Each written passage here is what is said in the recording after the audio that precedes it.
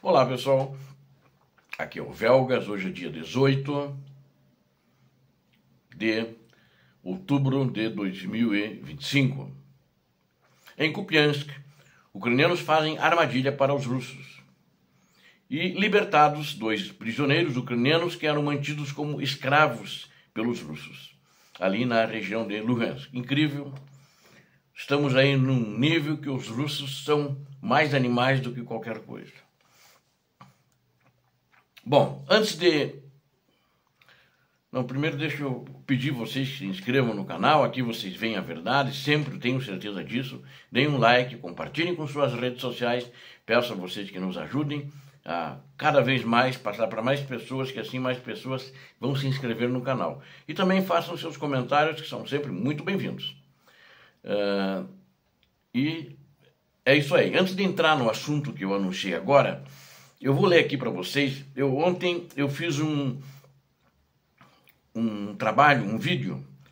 Era anteontem, no dia 15, né? Hoje é dia 18, acho que foi dia 15, se eu não me engano. Mas pelo título vocês vão pegar. Putin terá termos de rendição humilhantes se a guerra for com a OTAN. Eu publiquei ele às 16 horas. E, para até surpresa minha, mas não é uma surpresa ruim, né? Apenas uma surpresa. Eu recebi uma mensagem que sempre vocês dão nos comentários. Eles resolveram dar comentários para mim da Federação Russa, @Federação Russas. Deve ser da embaixada, né, ou de algum consulado. Eles escreveram o seguinte: a Rússia tem arma nuclear. Nunca que a Rússia vai se render, seus babadores de ovos dos Estados Unidos da América. Entenda, bota uma coisa na tua cabeça de vocês, Brasil. O Brasil não é ocidental, somos latinos e mais nada. Olha o que a Argentina como está virando.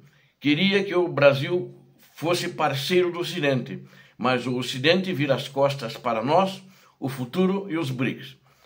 Quem escreveu deve ser um estrangeiro, né? Russo provavelmente, porque eu procurei acertar na leitura aqui as ortografias e as palavras, mas era essa a mensagem. Então eu queria, na realidade, eu respondo para todo mundo, vocês sabem, mas eu queria responder aqui para ele no próprio vídeo, sem confronto. Eu agradeço, inclusive, a mensagem que a Federação Russa mandou, o representante aqui no Brasil, que mandou isso. Acho que só engrandece o debate, apesar das nossas divergências de opinião.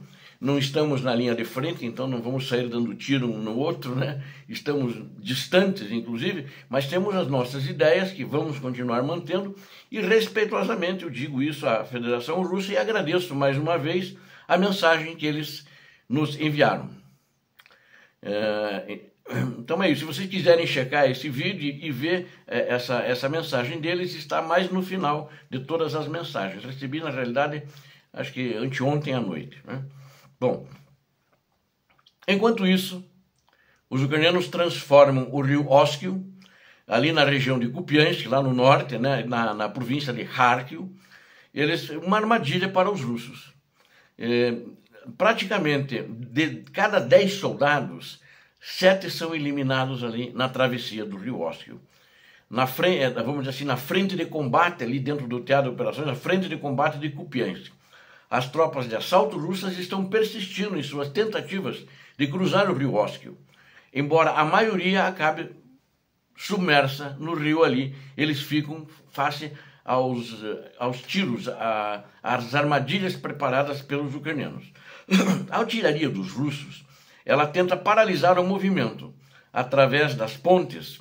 Quem disse isso foi um oficial, um comandante do regimento dele de sistemas não tripulados 429. Ele chama-se Yuri Fedorenko, é ucraniano. Em setembro, o Ministério da Defesa russo confirmou publicamente planos de expandir as operações militares para dentro da província de Kharkiv, após qualquer potencial captura de Kupiansk. Ele também afirmou que a tomada apoiará os esforços russos para avançar em direção a Sloviansk e Kramatorsk. Isso, inclusive, eu já analisei para vocês. E tomar o cinturão de fortalezas da Ucrânia na província de Donetsk, ou seja, é uma coisa conjunta, é uma manobra, eles querem tomar e dali ir descendo para se encontrar com as forças russas que estão ali na região do Donbass, de Donetsk, e empurrá-las e tomar toda a província de Donetsk. Não tem conseguido em nenhuma das áreas avançar, essa é a verdade, esses são os fatos que eu relato todos os dias para vocês. Nesta área, os russos têm ordens. Agora, você veja uma coisa só, que isso que é muito triste, né? Como que eles fazem a guerra. Nesta área, os russos têm ordens explícitas de matar homens e usar crianças, idosos e mulheres como escudos humanos. Isso foi falado pelos prisioneiros de guerra que foram presos, que disseram isso para os militares ucranianos. A presença de populações civis na própria cidade de Kupiansk torna a execução de missões de combate pelas forças de defesa ucranianas, inclusive, muito difícil. De acordo com ainda esse militar ucraniano que falou, Fedorenko, né, a situação na margem esquerda de Kupiansk continua difícil. Os russos atacam pontes sobre o rio, usando drones e artilharia. Mas eles fazem isso apenas ocasionalmente. Agora, por que eles fazem isso apenas ocasionalmente?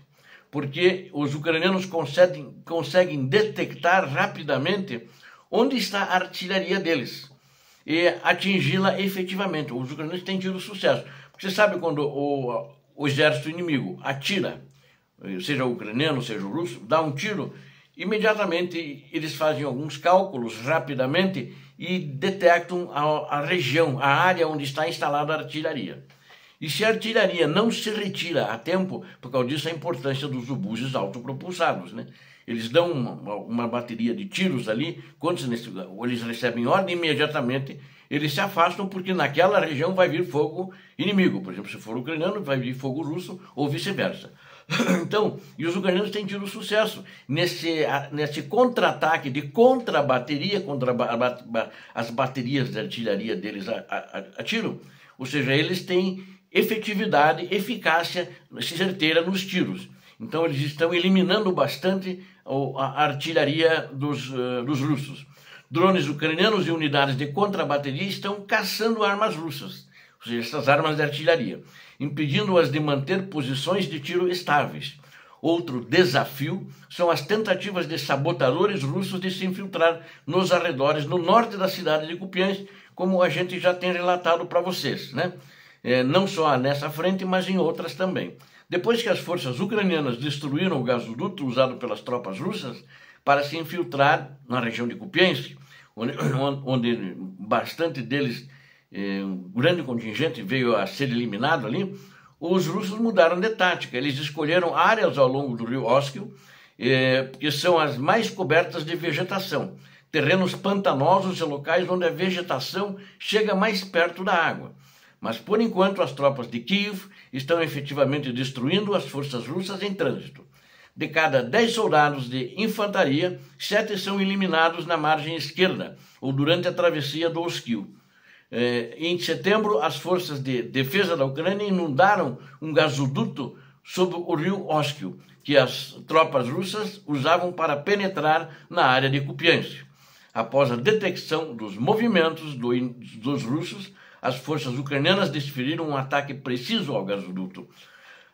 O projeto de monitoramento Deep State, que é um órgão independente que faz informações sobre o que está acontecendo no teatro de operações, ele relatou que tropas russas usaram gasodutos para se infiltrar nas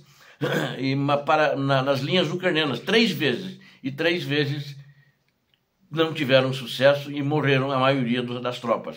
Na região de Advilka, Sudzha e agora Kupiansk. Sudzha ainda quando era em Kursk, né?